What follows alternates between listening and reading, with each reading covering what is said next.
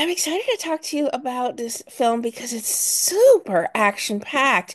I'm curious, was there something about the script or about Luke himself that made you want to be a part of the movie? So, yeah, a little bit of everything. Working with Al Bravo on Do Justice, the movie I did a year prior to Desert Dawn, filming that one. There's just some producers that you really just hit it off with working. And Al and his team, they make about 10 movies a year. And I just said, hey, I really enjoyed working on Do Justice with you. If you have anything else, that comes your way that you think I might be right for, throw it my way. I'll read it and let's chat. And so some time passed, like 6 months, and he's like, hey, I got this other one called Desert Dawn.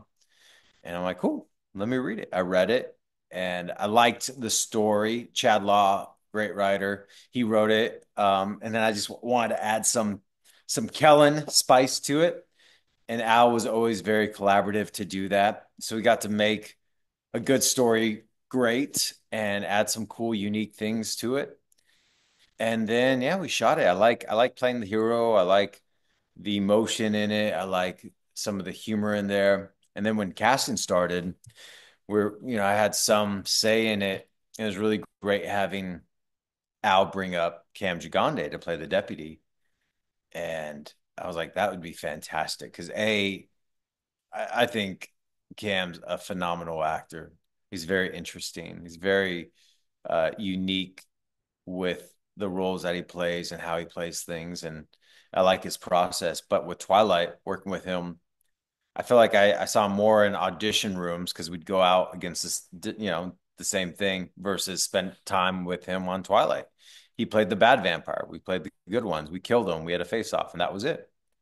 So when we got to set for Desert Dawn, it was just really great to collaborate on our characters together because we were on the same side of the law, and there might be some headbutting along the way, but we got to do it together and share where we went. And again, it's a process. Every movie is. I really appreciate there's actors who aren't collaborative and they just do their work and they're brilliant. And then there's other ones who care about making the movies the best that they can be. And when you have more heads in the think tank and be like, hey, I don't think my character would actually do this.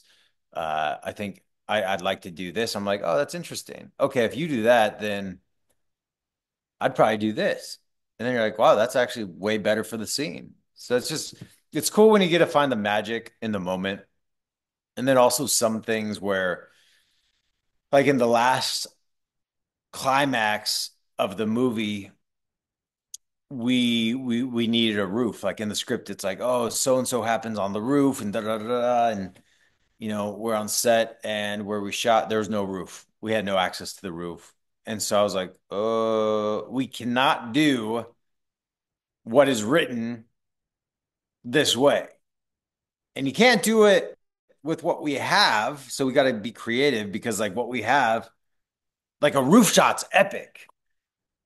This little thing that we were gonna do wasn't epic. And it's like, guys, we gotta this is like the hero moment. We gotta cheat this some way. And Marty, our director, was like, what if we shoot like this and that and makes it look this? And it was just really great what we came up with. And that's where I love that team mentality where we can all come together and actively listen and problem solve and try and make the best movie.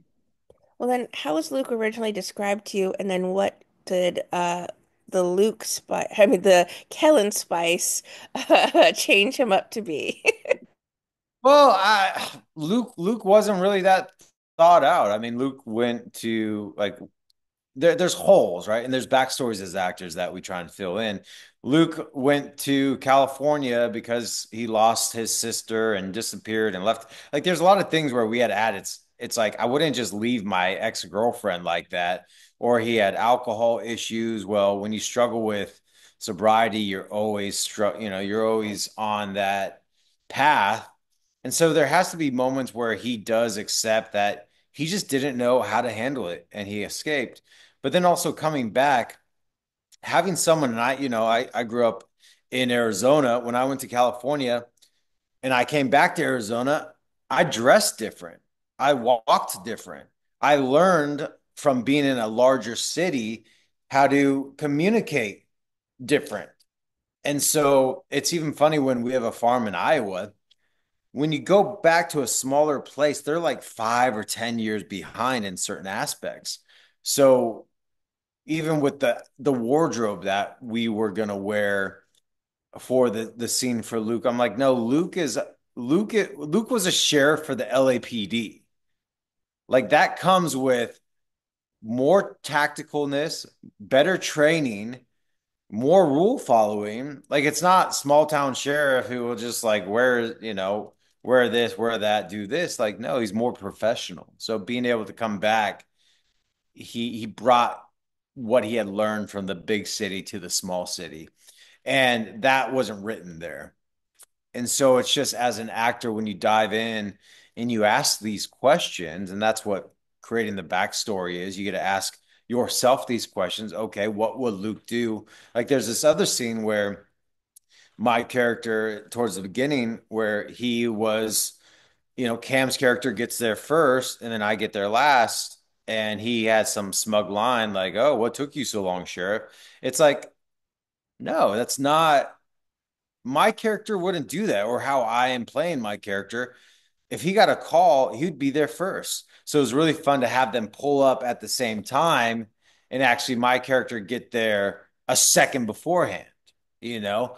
And, I get to look at John and be like, John, and it's one of those things where where Sykes' character went from dogging me, be like, what took you so long to like, this guy from the big city is like already one step quicker and better. And so it really just adds the layers to the characters and how we play them. Certainly, you and Cam have an old hand rapport with each other during these scenes. Do the two of you, though, flesh out some dialogue for things that you would say to each other during those moments because you are pals? Or maybe the script was so good, you guys kept what was every word for word. Actually, I mean, Cam and I worked together on Twilight. We had a face-off and a death scene. So I never had his number throughout all these years. When casting came, I was like, Cam would be great for that role. And I would love to work with him. And so when we got to work together, Cam is he's a professional. He has his own way of working on the character and on the lines. And some people they can't handle changing the lines. Other people they kind of just improvise the whole time, so you like kind of get what he's gonna say, but you don't know. Cam was very collaborative. He also had his own spice that he's like, yeah, yeah, yeah. I tell him, I'd be like, hey man, what do you think about this? He's like, yeah, yeah, yeah, that's good, that's good. And I'm like, do you have any thoughts? He's like, I don't know. I'll see what my thoughts are when I'm doing it. And I'm like, okay, well, you know, so that would be one. And he'd throw some wild cards in there, and I loved it. And then other ones, I'm like, hey, as an actor to an actor, I need your help because I need to, like for example, with the rooftop scene, you've been in this industry. We both our faces are on this movie. The movie's good. Let's make it great. Let's do the best that we can with what we have. What ideas do you have? And he came up with some great ideas with some things. And it's like, all right, I really like that. So having that collaborative professionalism with fellow actors, especially your lead, and also explaining to him like, hey man, I know it's written like this. I'm not playing it this way because my character just wouldn't play that way. So I don't know if this affects how you would play or say these lines. And he's like, oh, okay, yeah, I like that. Yeah, I think in this case, I'd probably do this then. I'm like, great, good to know. Because obviously, also, you're on an independent movie. You don't have months to make this movie. You have very few takes. You want to do it the best that you can. So when people are all working together to make the best product, that's when you get the best results. And it's completely an action-packed film. And your old had that as well too, and certainly in physically great shape. But was there something you had to change up in your gym routine or anything to sort of prepare yourself for this role? No, it's kind of the roles that come easier for me. I enjoy them. I like stretching my repertoire and stepping outside my comfort zone. Like movies I've done, like SFV1, where he struggles with hope and the monsters of the world, and then What Remains, where there's a lot of hopelessness as well. Those are always fun. But then the ones where it's like, I mean, I like action movies. I like doing it. It was great to shoot in Nevada and just work with that crew. Um, I think just having the more dramatic, serious moments in the story, dealing with my sister, and then having a daughter myself, it's just different when you throw a woman in the mix and you actually have something to anchor into. Because I grew up with five brothers, I would kill for them. But when you have a sister or a daughter, you're like, that's purity to another level.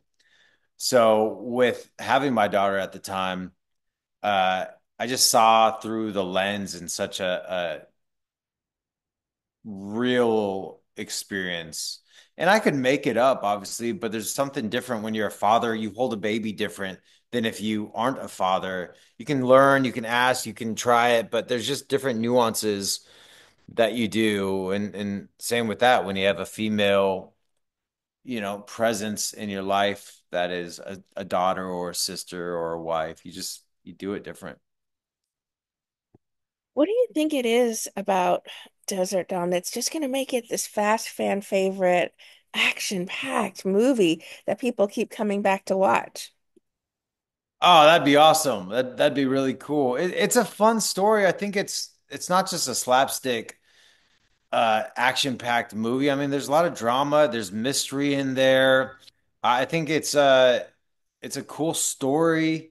Um, you have Cam and I in there playing together. You might think from Cam all his bad guy movies that he would be the bad guy, and you're like, wait, I'm waiting for him to do this, and wait, it's not him, and then you'd have to watch the movie. It's like Sixth Sense again when you work with Cam as a good guy. You're like, wow, I felt deceived. I gotta watch the whole movie again and see all of Cam's work. But I just think it's a cool movie. It's a popcorn movie. It's something that you can just, if you have DVDs, if you watch it in theaters, it's just go along with the ride because that's why we do it to entertain the audience.